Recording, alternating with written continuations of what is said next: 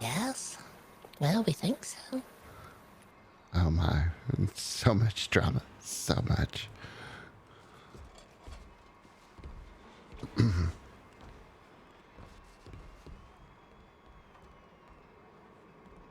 Hopefully everything's all right, though. Can you drive the wagon the other way and go through the milk cart? Yeah, but will I be liable if I hit? No. Is it your It's milk mine. cart? Yeah, Yeah, you okay with that? perfectly fine. I'm just kind of sick of the thing. Oh, this is the other side. I swear I thought it was the other end. This better be a good tour. Oh, it will. Oh, Eustace.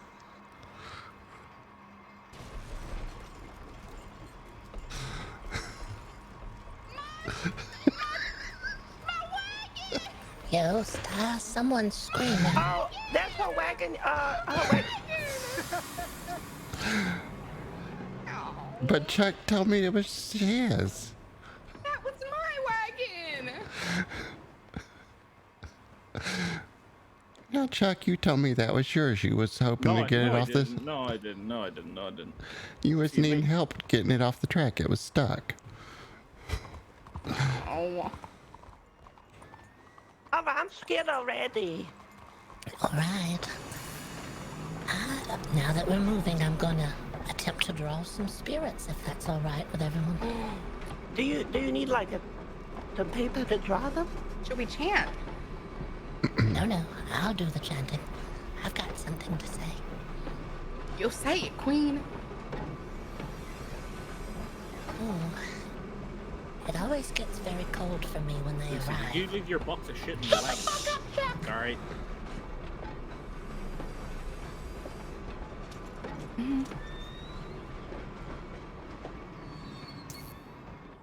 You scared her. I'm sorry. Is she in? No, it's all right. Oh, stop the clock. Splinter time.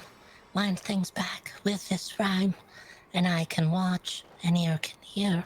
What sat cloudy now stands clear. Gathered now we part the veil. They paid the price and speak so well. As we move, the spirits know. We'll listen close while stories flow. Being quiet for no more. Turn the lock and open the door. Ooh. Close the door. My granny used to talk like this and they locked her up. Oh, it's very cold. Welcome, quiet spirit. We ask you please to share your tale with us.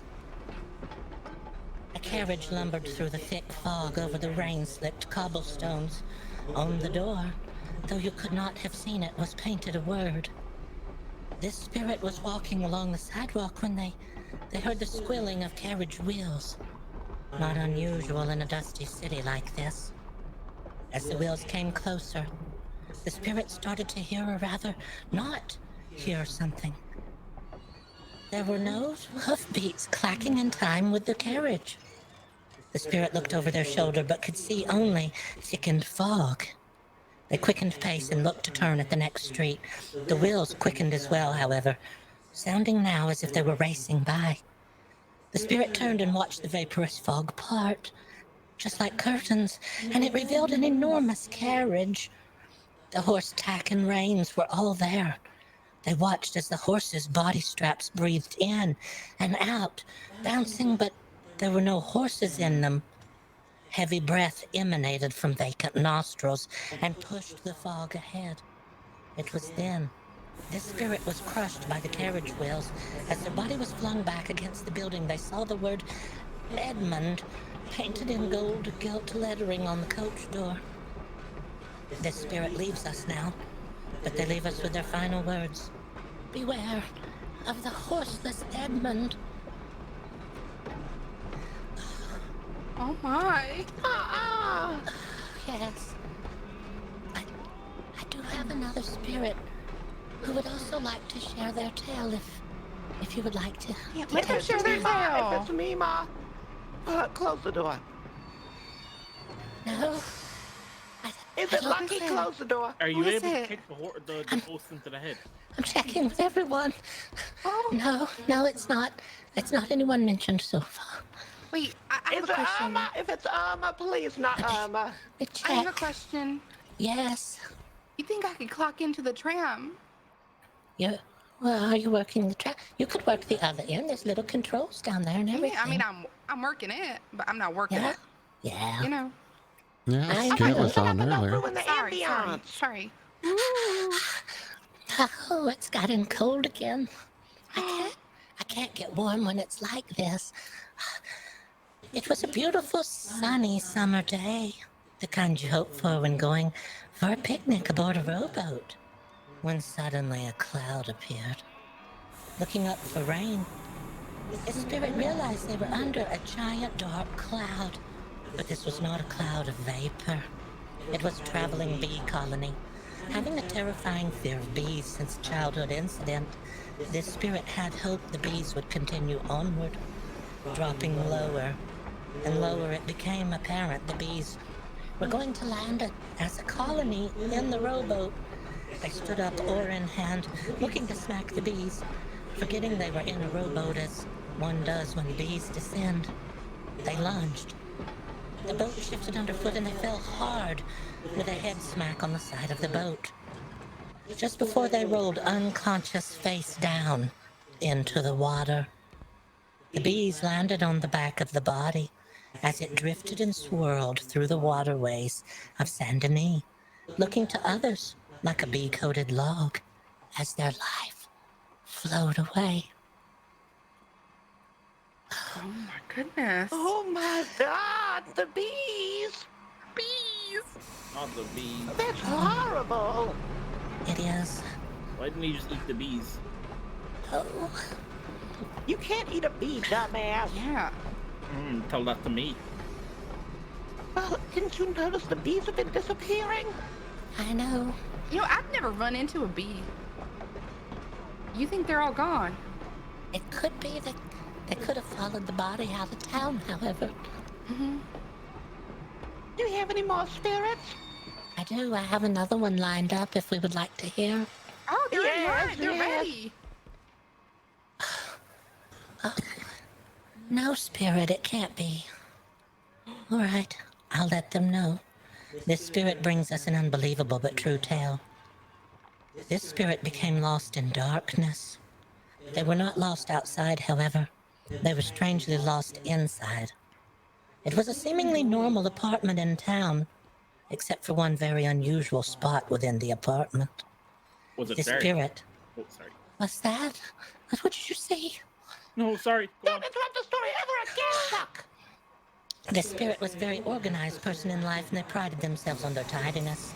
But they were almost too organized. They can admit that now. Losing something you haven't kept up with is one thing, but losing something you have carefully put away is another thing altogether. This spirit lost something precious to them. Knowing they had it packed away in the box in the back of the closet. On this night in their apartment, they stepped into the darkened closet and parted the clothes. They reached back for the back wall of the closet, but they had to step in further. They reached again, but they still found not the back wall. Stepping another step in, they realized now that they were completely surrounded in darkness. They turned and reached back for the clothes, but they could not see or feel them. Stepping forward, arms outstretched, they couldn't feel anything around them. Suddenly the floor felt as if it was dropping down. Oh, The air felt heavy and thick. It seemed like the air was breathing back on them. They panicked because no matter how far they moved and how far they reached, they weren't able to find their way out again. They have no idea what happened that day, and they still cannot figure it out. They never made it back out, and all the screaming and banging they could muster alerted no one they were there. They bring you now a warning not to be too organized in your life. What did you say they screamed? Yes, screaming, banging, the whole thing, but Goodness me, they Screaming and screamed banging. indoors. nothing. It's They were almost, you could screaming almost call it, indoors? They you were. could almost call it an indoor scream. You could. I believe you could. Oh my god. Oh, This is so scary. Is there any other spirits? they're all. Oh, Any the spirit. popcorn on the tram? Sorry to interrupt. We got popcorn. It's the popcorn, Eustace. I have Nah. eggs. Please. Unfortunately, I don't have any. I have cheese too. You want cheese? That is Cheese? fine. Pocket cheese? I have pocket cheese Oh, and pocket eggs. If you see a bulge in my pants, it's because of the eggs. All right, next spirit. I thought it was a rod. oh, hello. Hello, cautious spirit. Come forward. You have nothing to fear now. Everyone answers nature's call eventually. Even in Saint Denis, an indoor outhouse is still a luxury. Indoor outhouse. The cold, late night trek to the outhouse is never lovely, but this night, it was horrifying. Our spirit put on a long garment, and with lantern in hand crept slowly out to answer the call. They opened the outhouse, sat the lantern on the floor, latched the door, and made themselves settled. They breathed out a sigh, and they felt calm, before they felt something else. Something unsettling touched them from the emptiness below. In the darkness of the outhouse pit, something lurked and loudly churned. The spirit jumped up, and they fell roughly back against the outhouse door. Two enormous, slender, velvety ears slid up out of the outhouse's recess, like a most foul magic act. In a panicked frenzy now, they jumped again, but they knocked over the lantern. Two unfortunate things aligned that night. The crashing of the door had wedged the latch firmly shut, and no one is sure how a jackrabbit made such a horrific wrong turn while creating a burrow. Oh, I'm scared. Me too. I peed a little. Have you What was been the to an moral? outhouse recently? Always make sure to look below. No, no, no, no, no, no, no, no. Wait, is that what was licking me while I was taking a dropping one like? Oh, what? Oh, I mean, someone was munching on your box. Yeah, just a little. It was like, and then I was like, No. oh, and then I looked down. There's nothing there. Uh-oh. Well, were there any ears involved? I know maybe an ear kind of poked up inside there a couple times. No. I don't Oh know. god. I need to find an outhouse right now. Is there any other spirits? Was that it? Is the door No. closed? No, there's another one. Oh god. Ow. We're gonna die. Oh. This spirit brings us a harrowing tale. The open market in town can be filled with dangers. A twisted ankle, a bumped head, or a cracked shin could happen at any time. What one doesn't expect is an attack from the sky. As a fish seller, this spirit had the usual thoughts of death come to mind. One bad slip through fish guts and you could be done. One bad choke on a fish bone and it could be good night for you. But this spirit had a very unfortunate set of circumstances come together. As they were carrying buckets of iced fish to the market stalls, a clangorous screeching was heard from above on the rooftops. On the rooftop, dozens of seagulls had landed and waited. These seagulls had a very hungry mission, and the bucket was their prize. They circled in dozens as they began a descent onto the poor fish seller. The fish seller swatted and ran from market end to market end. They were trying to outrun the seagulls, but they never dropped the bucket. The seagulls continued in bursting clouds to attack the fish seller. They filled their vision with feather and beak. By the time they had stopped running, it was already too late for them. They looked down and realized that while they could not see, they had run directly into the knife and sword seller's stall, and well, it was just too late. Oh no. Oh my. Remind me to never hold a bucket with fish in it. Yes, Chuck, did you have a question? Can fish get boners? I don't know. Okay. Way to kill the mood, fuckface. What? I'm sorry. I was just wondering. Oh, that's all the tales I have for now on the haunted tram, but we'll be drawing